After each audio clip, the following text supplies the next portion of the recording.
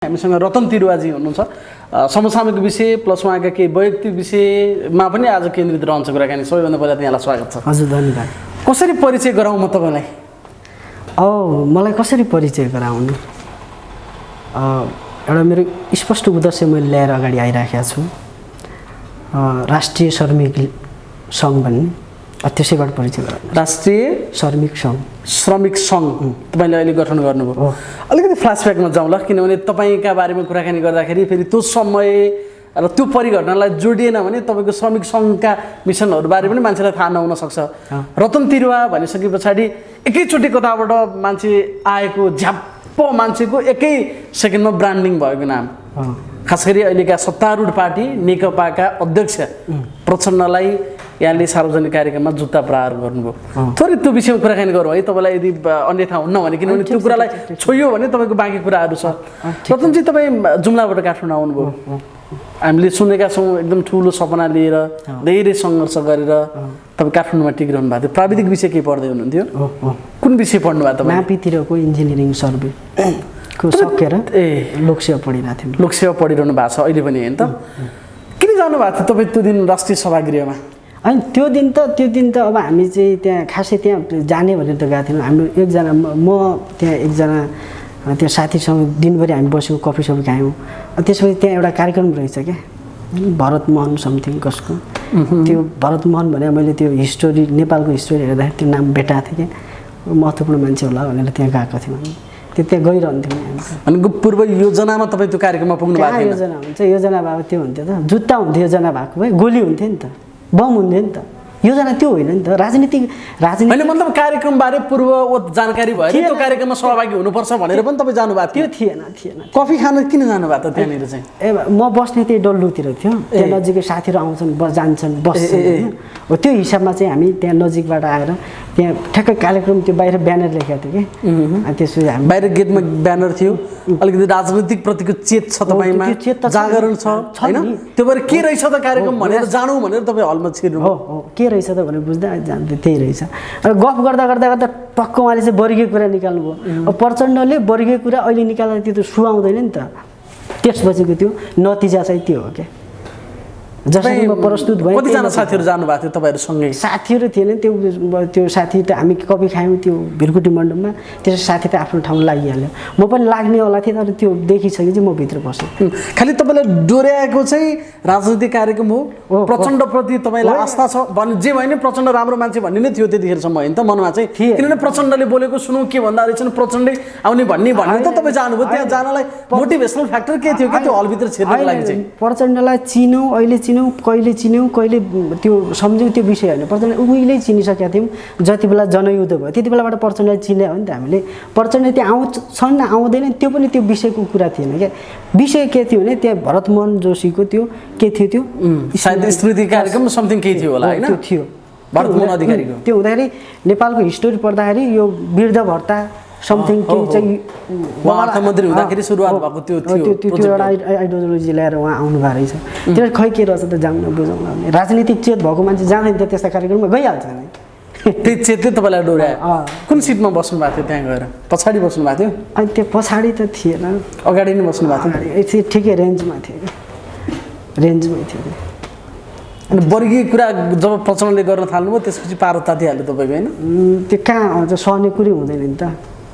जुन वर्गले चाहिँ भोका नाङ्गाहरूको, किसानहरूको चाहिँ श्रमिकजीवीहरूको पेटमा लात हानेर चाहिँ हाम फालेर अर्को ठाउँमा गइसकेका हुन्छ, तिनी मान्छेबाट बार वर्गीय कुरा गरेर मान्छेलाई झुक्काउन थालियो, होइन? भड्काउन थालियो भने त आफ्नो राजनीतिक बाटो तताउन थाल्यो भने कहाँ त्यो सही हुन्छ त? प्रचण्ड मात्र होइन, यो केसमा त सबैले चाहिँ गम्भीर खालको चाहिँ मलाई लाग्छ परिस्थितिको सामना गर्नुपर्छ। किनभने यही ढङ्गले जाँदा युग एकातिर छ, मान्छे एकातिर छन्, नेता अर्कोतिर छन्, संविधान अर्कोतिर छ, होइन? छैन, हामीले देखाएको छौँ नि हाम्रो भविष्यका, होइन? प्रचण्डले अहिले आएर वर्गीय कुरा गरेर चाहिँ उसलाई सुहाउने चिजै होइन भन्ने तपाईँलाई लाग्यो होइन त्यतिखेर?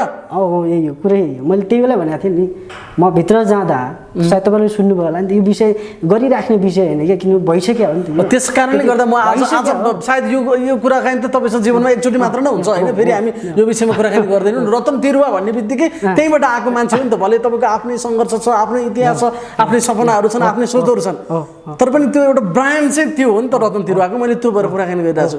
तपाईँलाई सनक चढेको चाहिँ खालि त्यो वर्गीय कुरा प्रचण्डले अहिले आएर फेरि पनि गफै दिने उस्तै भन्ने भयो, अनि दिमागले काम गरेन त्यतिखेर। त्यसपछि अनि के भयो, जे भयो त्यो नतिजा आयो। तपाईँलाई चेत्थ्यो म अब हान्छु भन्ने त्यो एउटा आँट पनि हुन्छ नि त एक खालको, अनि केही सोच्नु भएन किन म माथि पनि आक्रमण हुन सक्ला, ठुलो नेता हो जे भए पनि, भोलि सम्भावित जेसुकै पनि हिसाब किताब गर्न थाले भने तपाईँले सायद हान्न थाल्नुहुन्थेन होला, ब्ल्यान्ड जस्तो अवस्था भयो त्यतिखेर होइन।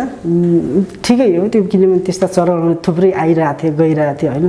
यस्तो छ क्या, जस्तो 81 त्यो भयो भन्ने कुरा हुँदैन क्या। जस्तो कुनै मान्छेसँग केही न केही त नेगेटिभली गइराखेको हुन्छ, वेहरू हुन्छ नि, त्यो नेगेटिभली वेहरू गइराखेको हुन्छ क्या रविन भने त।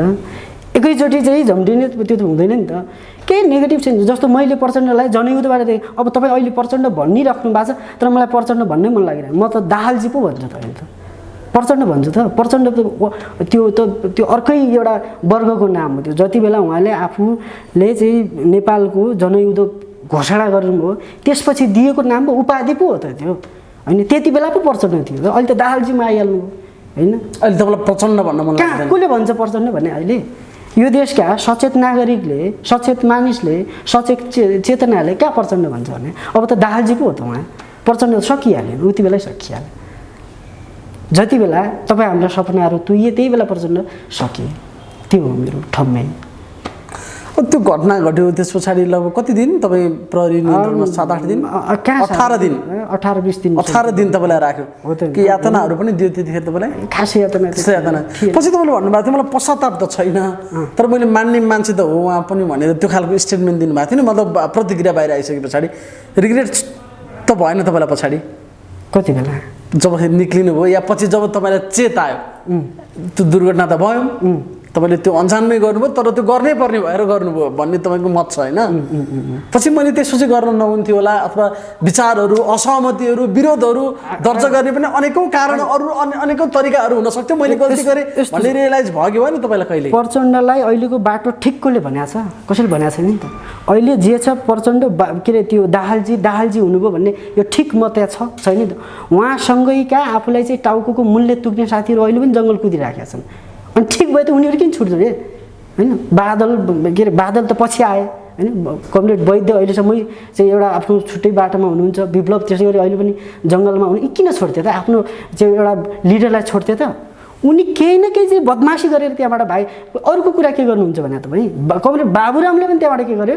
हात धोएर निस्के भने त ऊ प्रचण्ड को हो भन्ने कुरा, दाहालजी त दाहालजी को भन्ने कुरा हामी त्यहाँबाट बुझ्न सक्छौँ नि। भनेको जो मान्छेप्रति आशा गरिन्छ, जो प्रति विश्वास गरिन्छ, उसबाट विश्वासघात भइसके पछाडि आक्रोश उत्पन्न हुन्छ, विद्रोह उत्पन्न हुन्छ, त्यो स्वाभाविक हो। अब यहाँनिर है अब त्यो विद्रोह अभिव्यक्त गर्ने तरिकाहरू चाहिँ ठिक थियो त? भौतिक रूपमै गर्ने एकदम ठिक थियो। मान्छे हो यही कुरामा मतभेद छ। मान्छेले के गरे होला, के गरे ठिक गरे, कालो झन्डा देखाउनु पनि पाइन्छ, जुत्ता देखाउनु पनि पाइन्छ, जुत्ता हिर्काउनु। एउटा मान्छेले 3 करोड 4 करोड मान्छेलाई 3-4 जना मान्छेले लुटिरहँदा उनीहरूलाई जहाँ भेटाए त्यहीँ फुलमाला पहिरिँदै हिँड्ने त?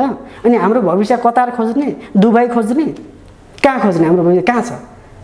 कहाँ खोज्ने हाम्रो भविष्य कहाँ खोज्ने? क्या मैले एउटा मान्छेले सोधेको प्रश्न चाहिँ कुन कल्चर या संस्कार हामीले दिन खोज्दैछौँ क्या? जस्तो आजको रतन तिरुवाहरूले पनि आवेगमा आएर भौतिक रूपमै आक्रमण गरे, उनीहरूले जुन कुरा गलत गरे भनेर हामीले भनिरहेछौँ, फेरि हामीले अर्को गलत गऱ्यो भने त्यसले राम्रो संस्कार गलत होइन। यो गलत होइन, त्यो उनीहरूलाई सच्चिने बाटो हो, यो कडा बाटो हो, यो गलत होइन। कसरी गलत हुन्छ भने उहाँसँग त्यति साह्रो चाहिँ प्रतिशोध भएको भए त थुप्रै उपाय थियो नि त। विश्वमा दुर्घटना तपाईँले देख्नु भएको छैन? कति मान्छेहरू के भएको छन् भनिराख्नु नपर्ला, सबैलाई थाहा छ। त्यहाँसम्म पनि मान्छे जान्छ नि हदसम्म। र हामी त्यो गरे होइन, हाम्रो लिडर सचियोस् है, जे गल्ती गर्यो अब सचिनुपर्छ है। अब सचिने बाटो के? तपाईँ भन्नुहुन्छ पत्रकारको हिसाबले काहीँ गर्ने, तपाईँले यो के गरे ठिकै गरेर लाग्छ उहाँलाई, ठिक गरेर लाग्छ। मैले त जे गरेको छु ठिक गरेको छु जस्तो लाग्छ, तर हामीले हेर्दा पो त्यो त मिस्टेक देखिन्छ त, हामीले हेर्दा पो त्यो गल्ती देखिन्छ त।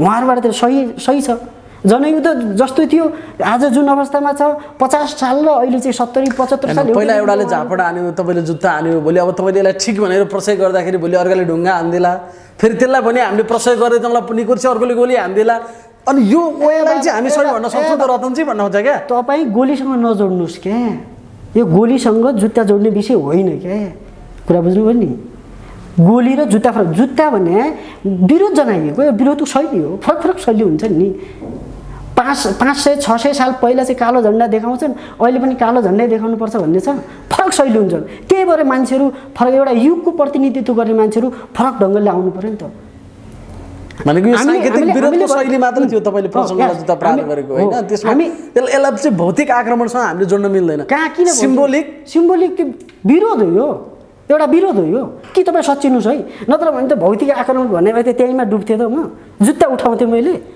मलाई थाहा थिएन उहाँले चाहिँ 10 वर्षसम्म गोली बारुद बम पड्काएको बनाउन सिकाएको थाहा छैन मेरो आफ्नै बाजेले पनि कर्णालीमा सोध्नु भने मेरो बाजेको नाम लिनुभयो भने त्यतिखेर कयौँ बन्दुकहरू बनाउँदै म आफैलाई पनि थाहा छ म आफैलाई पनि पड्काउन आउँछ त्यस्तो कुरा त्यस्तो कुरासँग जोडेर हुन्छ यो भने विरोधको शैली हो क्या मैले विरोध गरेँ खबरदार है यहाँभन्दा अगाडि बढ्नु पाइँदैन कि तपाईँ सचेत हुनुहोस् हाम्रो भाग्य र भविष्यमाथि चाहिँ खेलवाड गर्न पाइँदैन हाम्रो भाग्य चाहिँ भविष्य र भाग्यको चाहिँ यहीँ फैसला दिनुहोस् हामी कतारमा जाँदैनौँ हामी चाहिँ दुबईमा जाँदैनौँ अहिले नेपाली दिदीबहिनीहरू कहाँ विश्वको कुन कुनामा चाहिँ बारमा नाचिरहेको छैन नेपाली दाजुभाइहरू विश्वको कुन कुनामा चाहिँ रगत पसिना चहिरहेको छैन यो पो भन्ने त हामीले 21औं शताब्दीमा पनि हामी बेचिराखेका छौँ मूल्य तोकिराखेका छ हाम्रो यो पो भन्ने त यो किन गरे अनि किन हिजो चाहिँ प्रतिपक्षमा हुँदा ओ सरकारमा को छ भनियो अनि आज आफै सरकारमा हुँदा त काम गर्नु पर्यो नि त स्वास्थ्यको कुरा हेर्नुहोस् कस्तो छ त्यो स्वास्थ्य जस्तै विनोद चौधरीको हस्पिटल हेर्नुहोस् टिचिङ हेर्नुहोस् वीर हेर्नुहोस् कति भिन्नता छ हैन शिक्षाको कुरा हेर्नुहोस् शिक्षामा तपाईँ यिनीका बच्चाबच्चीले यिनीहरूका बच्चाबच्चीले पढ्ने र हाम्रा बच्चाबच्चीले पढ्ने चाहिँ त्यो स्तरको त्यो फरक हेर्नुहोस् शिक्षाको शैक्षिक डिफ्रेन्ट भने कृषिको हाम्रो हालत हेर्नुहोस् न यहाँ आफ्नो खेतगाडा बाँझै छ कोरियामा गएर खन्नुपर्ने बाध्य छ हैन टमाटरहरू चाहिँ स्याउहरू उता फलाइराखेको छ यहाँ आफ्नो जमिन बाँझो छ अनि गरे के गरे यो कहाँ जान लाग्यो 21औं शताब्दी हो त यार त युग त धेरै अगाडि आइसक्यो त हामी के गर्दैछौँ पो भने त यसको यो समग्र यो जो राजनीतिक विषयवस्तु छ यो विषयवस्तुलाई एकचोटि राम्रोसँग मैले पहिल्यैबाट हेर्ने गरेको थिएँ कि तपाईँ चिन्तन गर्दाखेरि कसरी गर्नुहुन्छ कस्ता विषयहरूमा चिन्तन एउटा त तपाईँ त यो जेनेरेसनको पनि प्रतिनिधि हो नि त प्रचण्डलाई एकैचोटि गरेर चाहिँ त्यहाँ देखेर बजाएको मान्छे होइन त्यहाँ सायद तपाईँको मनमा विद्रोह थियो त्यसको प्रकटीकरण त्यो ढङ्गले प्रकट भयो होला कसरी चिन्तन गर्नुहुन्छ हुन त यो चिन्तनकै उपजका रूपमा यी सबै चिजहरू भन्ने हुनु भएको छ कोही न कोही असहमति भित्र ज्वाला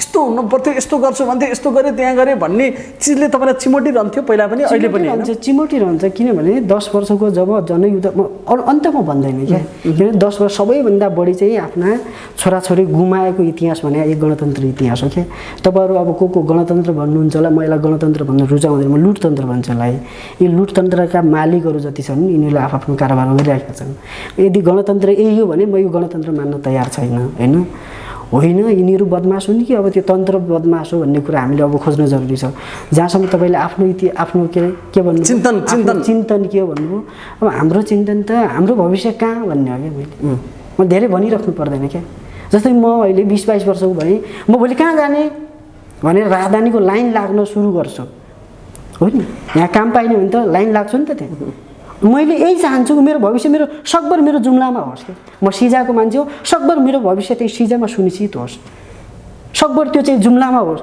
त्यो 6 नम्बर प्रदेशमा होस् त्यति नभए मेरो देशभित्र होस् क्या हाम्रो भविष्य यही हो हाम्रो भविष्यको चिन्ता छ हामीलाई हाम्रा किसानको चिन्ता छ हाम्रा मजदुरको चिन्ता छ हाम्रा शैक्षिक शाखाहरूको चिन्ता छ हाम्रो स्वास्थ्यको चिन्ता छ हाम्रो सामाजिक चिन्तन हेरौँ त संस्कृतिको विभेद हेरौँ भविष्यप्रतिको भरोसामा तपाईँलाई शङ्का छ हैन वर्तमानको गोरेटोले भविष्यप्रतिको भरोसासम्मको गन्तव्यमा लान्छ भन्ने कुरामा तपाईँलाई शङ्का छ त्यसले विद्रोह जन्माइरहेछ तपाईँको मनमा यसैले चाहिँ एउटा फरक खालको धारणा लिँदैछ फरक खालको विचारहरू विश्लेषण गरिँदैछ र अब तपाईँ मान्नुहोस् यो चाहिँ कङ्ग्रेसको यो अहिले डबल नेकपाको यिनीहरूका नेता र कार्यकर्ताको प्रवृत्ति हेर्नुहोस् त त्यहाँ तपाईँ त्यो हेर्नुहोस् न त्यहाँबाट मैले भनिराख्नु पर्दैन अहिले त्यो 3 करोड मानिस जहाँ छन् यो तन्त्र मन्त्रलाई यसलाई चाहिँ हिसाब किताब गरिरहेका छन् क्या यही गरेर कहाँ जाँदैछन् यिनीहरूले हाम्रो भविष्य कहाँ लिँदैछन्, यो के गर्दैछन् भने उसलाई बडा चिन्ताको विषय छ क्या।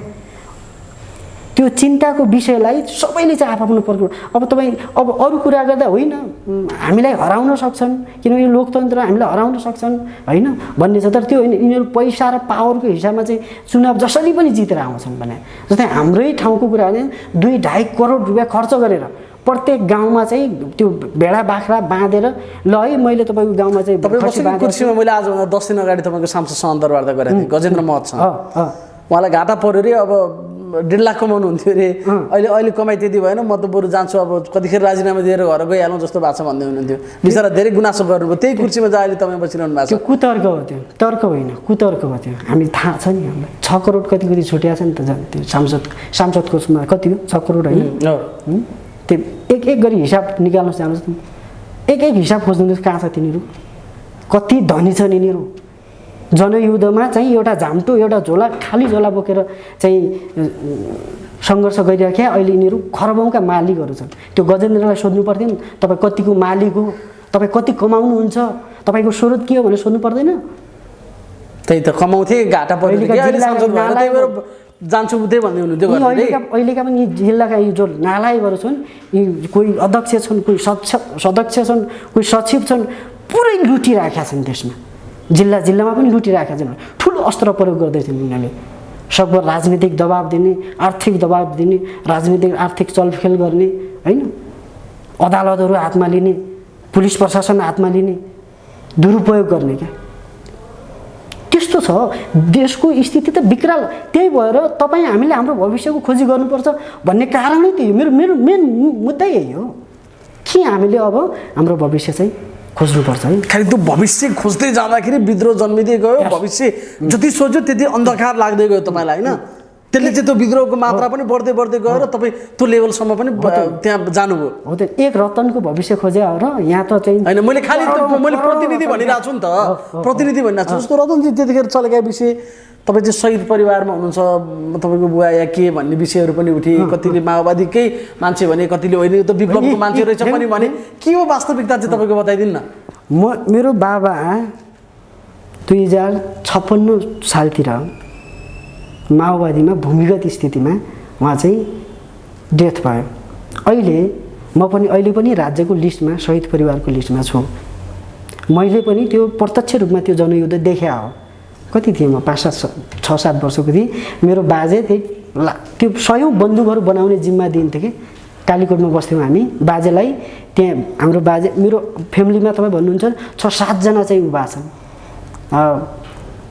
भूमिगत भए हुन् त्यतिखेर। 2-3 जनाको अहिलेसम्म पनि गोली शरीरमा गोली छन्, अहिले पनि परिवारका सदस्य छन्, अङ्कलको छ, दाइको छ अहिलेसम्म पनि गोली छन् भने हामीलाई 1-2 जना नालायकहरू आएर यही कुर्सीमा बसेर ऊ त के हो भनेर जो आरोप लगाइरहेको 56 सालमा जानुभयो बुवा, त्यो आरोपको जानुभयो होइन, भूमिगतै हुनुभयो।